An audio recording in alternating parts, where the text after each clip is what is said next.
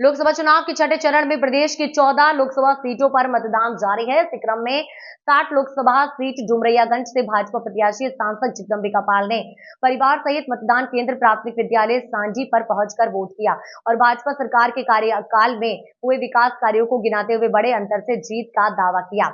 तो वहीं कपिलवस्तु भाजपा विधायक श्यामधनी राही ने प्राथमिक विद्यालय धौरी कुइया में अपना वोट डाला है और प्रधानमंत्री मोदी के नेतृत्व में 400 पार और मुख्यमंत्री योगी की अगुवाई में प्रदेश की 80 सीटों पर जीत दर्ज करने का दावा किया है। छठे चरण का चुनाव हो रहा है और जिस तरह से डुमरियागंज लोकसभा में मतदाताओं की अपने घरों से निकल करके पूरे उत्साह और उमंग के साथ बूथों पे लाइन लगी हुई है, वो इस बात का कहीं न कहीं रिकॉर्ड मतों से जीतने का संकेत दे रहा है। और जिस तरह से आने के बाद वोटर्स का एक रिस्पांस और चेहरे पर उनकी खुशी दिखाई पड़ी, मुझे लगता है उन्होंने मुझे अपनी परीक्षा में बहुत अव्वल नंबर से पास किया, क्योंकि मैं पिछले 15 वर्षों से यहाँ का प्रतिनिधित्व कर रहा हूँ और 15 वर्षों में शायद आप सब पत्रकार हैं, आपको भी नहीं लगता होगा कि कोई सांसद इसके पहले इतना उपलब्ध हुआ।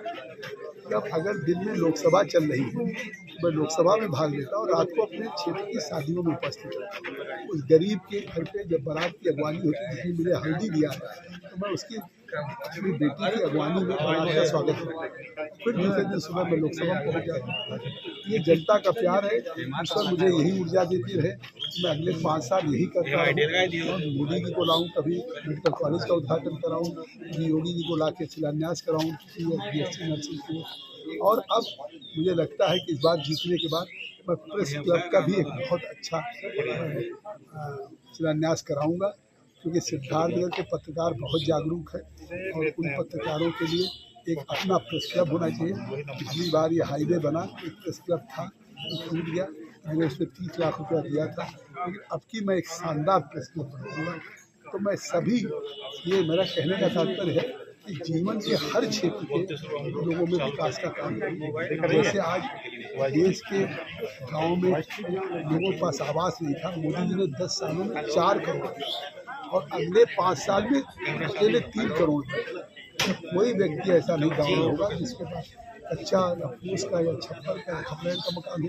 सबके सर पे पक्की छत होगी, घर में शौचालय होगा, उज्ज्वला का गैस का चूल्हा होगा, सौभाग्य का बिजली का कनेक्शन होगा। लोगों को चाहिए कि आज़ादी के बाद रोजी रोटी कपड़ा मकान के लिए लोग तरस रहे, आज मकान देने का काम, शौचालय देने का काम।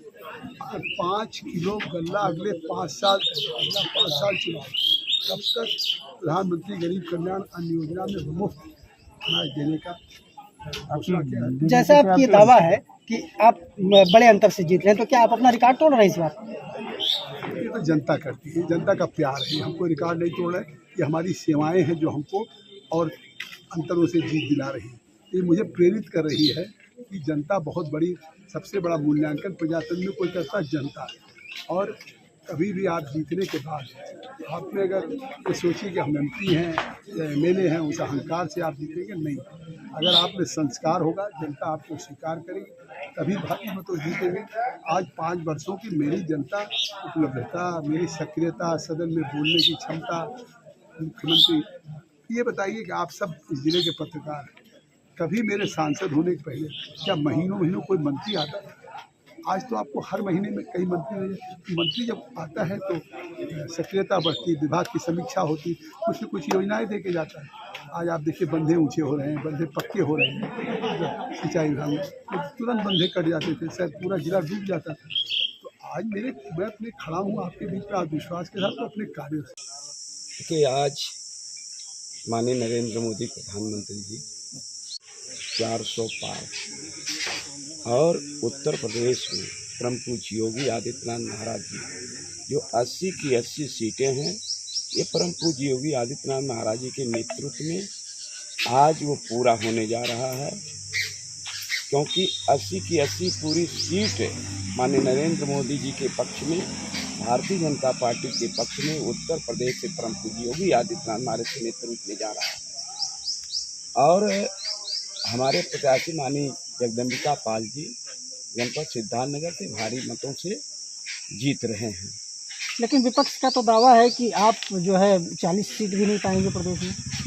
विपक्ष का तो ये कहना इस तरह से एक अनर्गल उनका प्रलाप है, क्योंकि आज जनता जो है माननीय नरेंद्र मोदी जी के और परम पूज्य योगी आदित्यनाथ महाराज के कार्यकाल में जो उन्हें आज सुरक्षा और स्वतंत्रता मिली है, ये पूर्ववर्ती सरकारों के कार्यकाल में कभी नहीं जनता को स्वतंत्रता मिल पाई थी, न सुरक्षा मिल पाई थी। आए दिन अपहरण, गौ माता की हत्या, शक्ति स्वरूपा देवियों के साथ दुराचार का ये भरमार लगा हुआ था।